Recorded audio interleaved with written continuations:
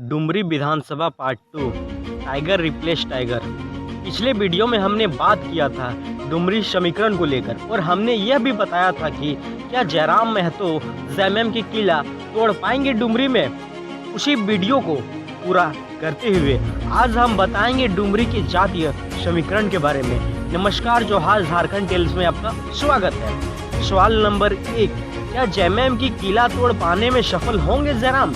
इस विषय को विस्तार से समझने के लिए हमें सबसे पहले जातीय समीकरण में जाना होगा। डुमरी विधानसभा एक जनरल सीट है, वहीं महतो बहुल क्षेत्र है, यानी महतो की आबादी इस क्षेत्र में काफी निर्णायक मानी जाती है।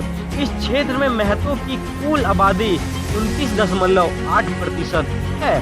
वहीं दूसरी सबसे बड़ी आबादी डुमरी में है तो वो है माइनॉरिटी आबादी।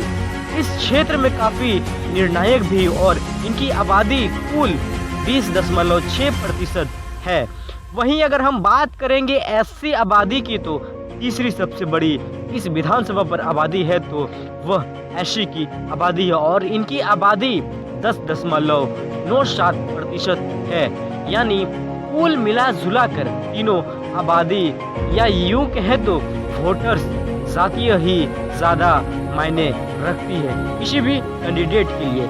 तीनों को मिला दिया जाए तो टोटल 61.37% होता है, जो कि एक निर्णायक है। लेकिन किसी भी कैंडिडेट को एक तरफा वोट नहीं मिलता है। वहीं अगर जयराम महतो सिर्फ एक जाति समीकरण के बलबूते विधानसभा तक पहुंचने की सपना देख रहे हैं तो थोड़ा मुश्किल जरूर होगा। और ये बात हम इसलिए कर रहे हैं चूँकि डुमरी स्वर्गीय जगन्नाथ महतो की सियासी सीट थी। 2005 से लेकर अभी तक सिर्फ जेएमएम का कब्जा रहा है। जयराम महतो डुमरी से मैदान में इसलिए भी उतर रहे हैं क्योंकि लोकसभा चुनाव में जयराम महतो को डुमरी विधानसभा से 90,541 वोट आए थे। लेकिन जयराम महतो को अपने वोट पर ज्यादा खुश नहीं होना चाहिए और नजर डुमरी उपचुनाव पर भी डालना चाहिए। डुमरी उपचुनाव में मंत्री बेबी देवी के पक्ष में 1,317 वोट आए थे। वही डिपेंडिंग कर रही यशोदा देवी के पक्ष में 83,164 वोट आए थे। वहीं अगर प्रतिशत की बात करें तो जेएमएम को 52.75% वोट आए थे। वहीं एनडीए अलायंस को 43.73% वोट आए थे। लेकिन एक और चीज हमें ध्यान में रखना होगा कि जेएमएम और एनडीए और जयराम कौन से समीकरण पर मैदान पे उतरते हैं। सबसे पहले हम बात करेंगे जेएमएम की।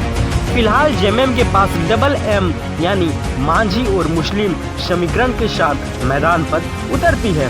जेएमएम के पास एक मुश्त एसटी वोटर्स हैं, वहीं मुस्लिम वोटर्स भी हैं और कुछ महतो वोट भी हैं, कुछ इनके पक्ष में।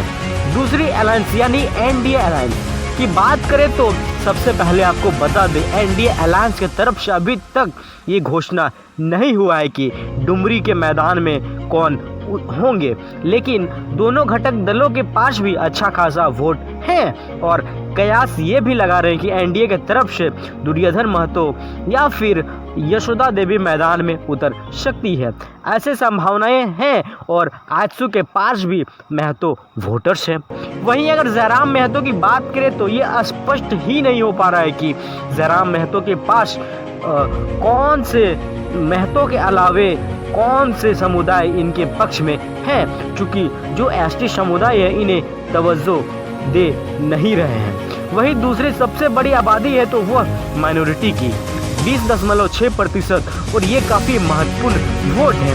और ये बात हम इसलिए बोल रहे हैं क्योंकि जो महतो की वोट है वे 3 खेमों में बढ़ती नजर आएंगी। वहीं एसटी का साथ इन्हें मिलेगा नहीं, इसलिए हम किसी समुदाय को डुमरी में निर्णायक मानते हैं तो वो है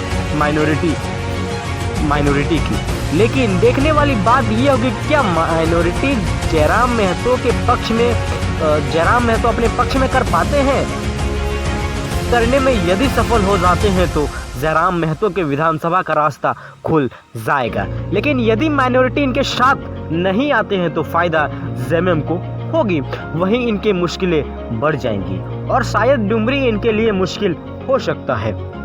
इनके नैया को अगर कोई पार लगा सकता है तो वो है माइनॉरिटी समुदाय।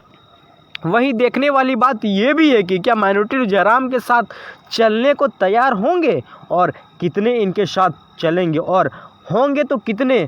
फिलहाल के लिए इतना ही।